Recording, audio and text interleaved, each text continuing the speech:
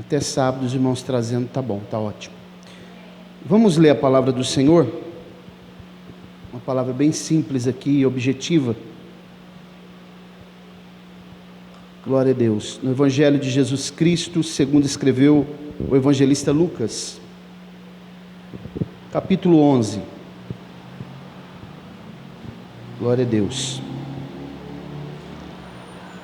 Evangelho de Jesus Cristo segundo Lucas, capítulo 11, vamos ler a partir do versículo 5 até o versículo 13.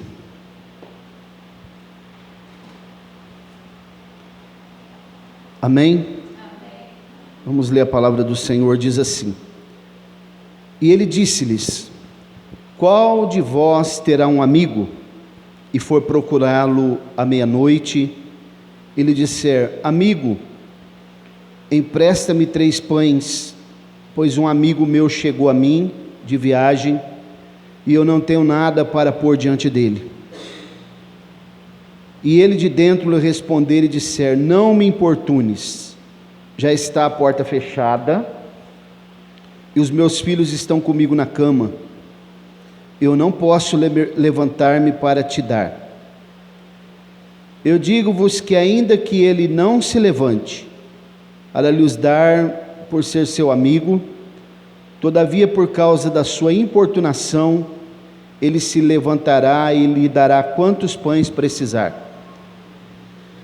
Eu vos digo: pedi e dar-se-vos-á, buscai e encontrareis, batei e abrir-se-vos-á. Porque todo aquele que pede, recebe, o que busca, encontra, e ao que bate, se abrirá. Se um filho pedir pão a qualquer um de vós, que é pai, acaso lhe trará uma pedra? Ou se ele pedir um peixe, lhe dará por peixe uma serpente? Ou se lhe pedir um ovo, lhe dará um escorpião?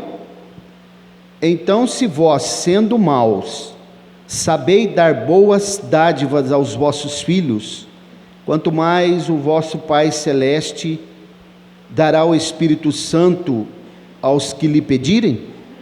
Podemos dizer amém? Glória a Deus. Então, irmãos, aqui uma palavra bem conhecida, né?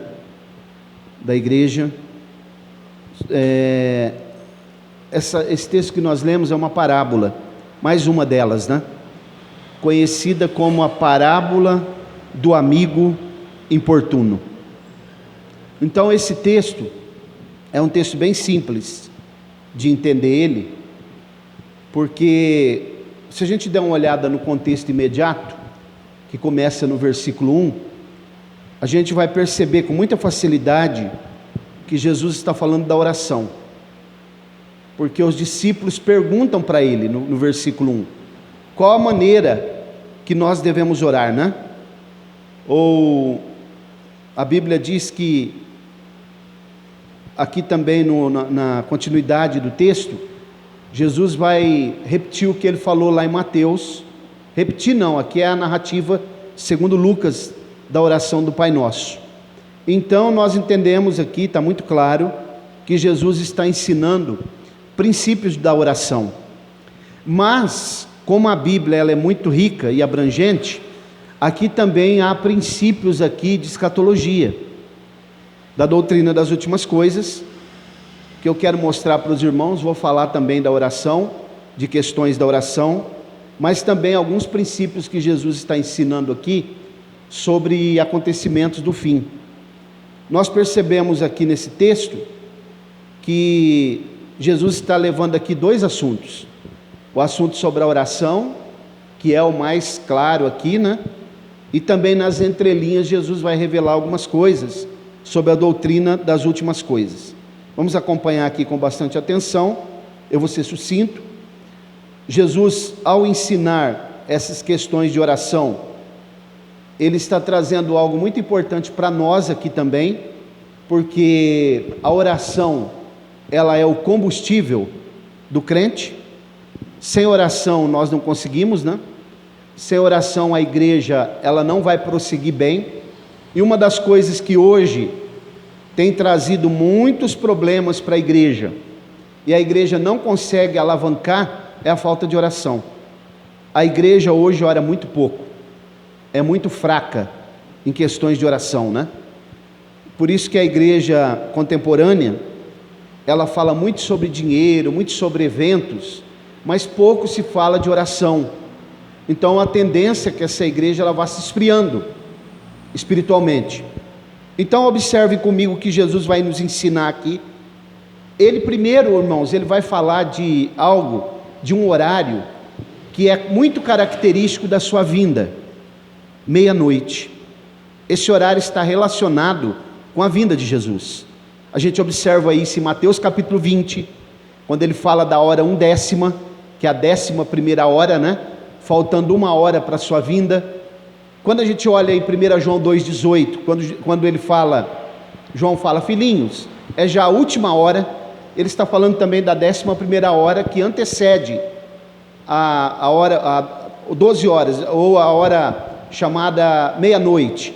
Quando a gente vai para o texto de Mateus 25, a parábola das 10 virgens, ele diz assim, mas à meia-noite ouviu-se um clamor, aí vem o esposo. Observem que ele não está falando de arrebatamento na parábola das 10 virgens. Quando ele fala aí vem o esposo, ele está falando que o casamento já aconteceu, porque quando Jesus vier como esposo, ele já vem das bodas. Isso é confirmado também aqui pelo próprio Lucas, ali pelo capítulo 21, acho que é 21, deixa eu confirmar aqui para a gente entender bem, em Lucas capítulo 21, olha o versículo,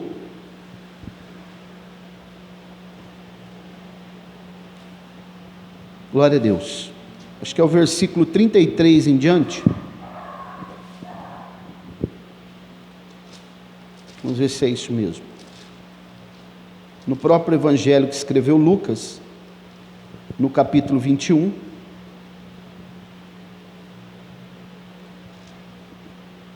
vamos achar aqui para a gente ler.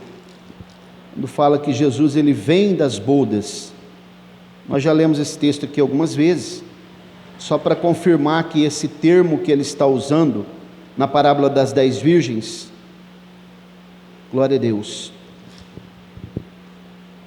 eu acho que é o capítulo 22,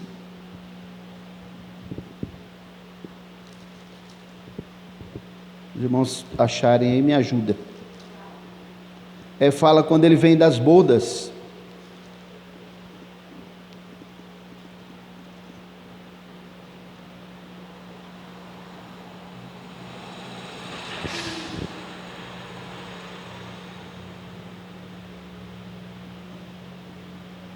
não sei se é o versículo 33, o céu e a terra passarão, mas as minhas palavras não hão de passar.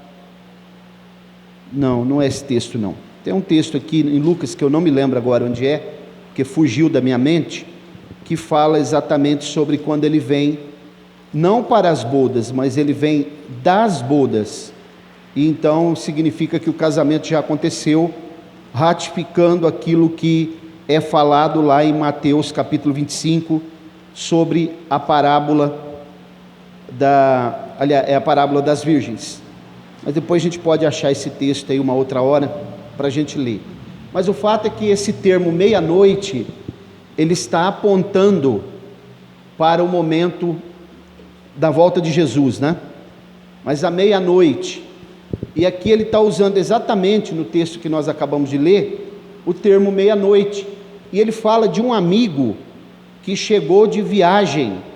Quem seria esse amigo que chegou de viagem à meia-noite? Jesus. Ele próprio está falando dele. As parábolas, irmãos, elas precisam ser observadas, os detalhes. Por exemplo, semana passada, se eu não me engano, nós falamos aqui da parábola do semeador e a parábola do joio e do trigo. Vocês já perceberam que na parábola do semeador, os homens estão semeando no campo do inimigo, porque o campo é o mundo. ok?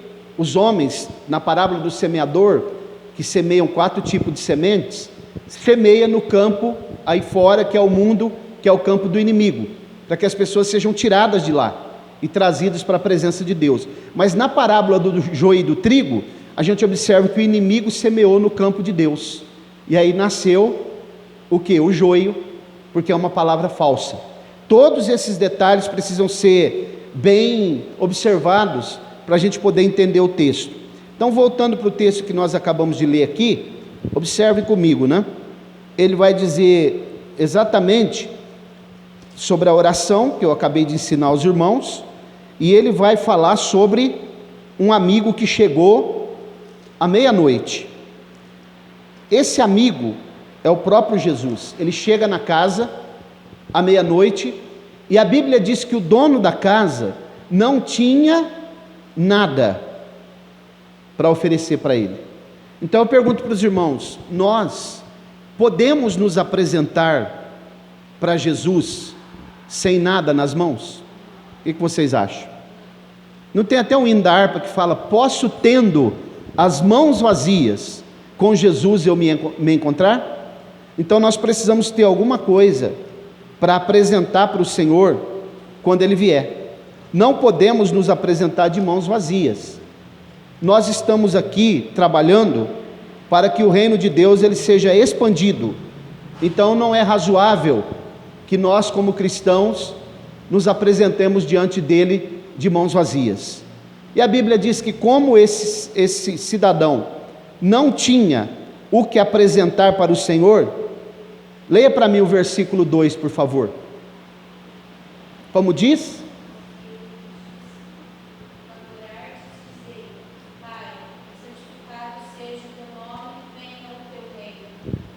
Não, não é o versículo 2, o texto que nós lemos é a partir do versículo 5, então o versículo 6, né? Pois um amigo meu chegou a mim, de viagem, e eu não tenho nada para oferecer ou para colocar diante dele. Olha o que a Bíblia vai dizer, irmãos. Ele diz assim, no 5, emprestai-me 3 pães. Nas casas dos tempos bíblicos, quando alguém colocava 3 pães na mesa para um viajante que chegava, é porque um é para o viajante, outro é para ele próprio, e um terceiro pão é para que aquele viajante não ficasse com a impressão de que não havia mais nada na casa, nenhuma provisão, e que ele estaria comendo a última provisão de quem está servindo ele, né? Isso aqui é um princípio para nós também, né? Que quando a gente chegar no lugar, for comer, for jantar, for almoçar, alguém nos convidar na casa de alguém, a gente observar quantas pessoas tem para comer, né? A quantidade de comida que está sendo servida. Isso aqui é muito importante, são princípios que a Bíblia nos ensina. Às vezes você vai convidado para ir comer na casa de uma pessoa muito pobre, e ele coloca a última coisa que ele tem lá. A gente tem que observar exatamente o que está sendo servido. Então isso aqui, 3 pães ele vai pedir. Isso aqui fala também da atuação do Deus Trino, da palavra que vem da parte do Deus Trino, porque pão significa palavra também, trigo, né? Então vamos acompanhar aqui o que ele vai responder. No versículo 7, ele diz assim: ele de dentro lhe responder e disser: não me importunes, a porta já está fechada, e os meus filhos estão comigo na cama, eu não posso levantar para dar. Isso aqui, irmãos, é uma coisa muito interessante. Aqui já tem um princípio escatológico. Ele está dormindo dentro de casa, dentro do quarto. As casas dos tempos bíblicos, elas geralmente tinham só, principalmente casa dos pobres, ela tinha só um cômodo. Eles, quando iam dormir, eles jogavam uma espécie de esteira no chão e dormiam todos ali, juntos. Quem tinha mais condição, às vezes fazia uma extensão na parte de cima, como aquela sunamita fez para Eliseu, aquele quarto que eles fizeram para ele. Mas aqui observe, ele diz: eu não posso, a porta já está fechada. Vamos ler um texto que eu já citei muitas vezes para os irmãos aqui, no livro do profeta Isaías, no capítulo 26, os versículos 19 e 20. Olha que interessante.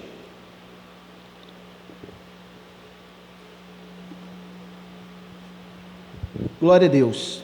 Isaías capítulo 26. Olha lá, os teus mortos viverão. Está falando de ressurreição, né? Os seus corpos ressuscitarão. Despertai e exultai, vós que habitais no pó, porque o teu orvalho é o orvalho de luz, sobre a terra das sombras falo-ás cair. O orvalho é a ação do Espírito Santo no momento da ressurreição dos mortos. Vem, povo meu, entra nas suas câmaras, ou então nos quartos. Tem uma tradução que fala quarto. Fecha tuas portas sobre ti, esconde-te por um momento, só por um momento, até que passe a ira, a indignação. Então vocês perceberam aonde esse homem estava? Ele estava dentro do quarto com a porta fechada. Isso aqui fala, no âmbito escatológico, fala de pessoas que vão morrer, e aqui especificamente na grande tribulação. A indignação, a ira, são aquelas pessoas que morrerão no período da grande tribulação. Aqui é uma família que está com a porta fechada. Essas pessoas já morreram, não há como atender alguém, porque elas já estão mortas no período da grande tribulação, por isso que a porta está fechada. Mas aqui também nos ensina um outro princípio, que nós temos que ser perseverantes na questão da oração. Nós pedimos uma vez, talvez Deus não vai nos atender, vamos continuar pedindo, orando, falando com Ele, porque a qualquer momento Ele pode nos dar a resposta, porque isso aqui também ensina, esse homem aqui, ele vai importunar o seu amigo, como aquela mulher fez com o juiz, com aquele juiz que não temia Deus e não respeitava os homens.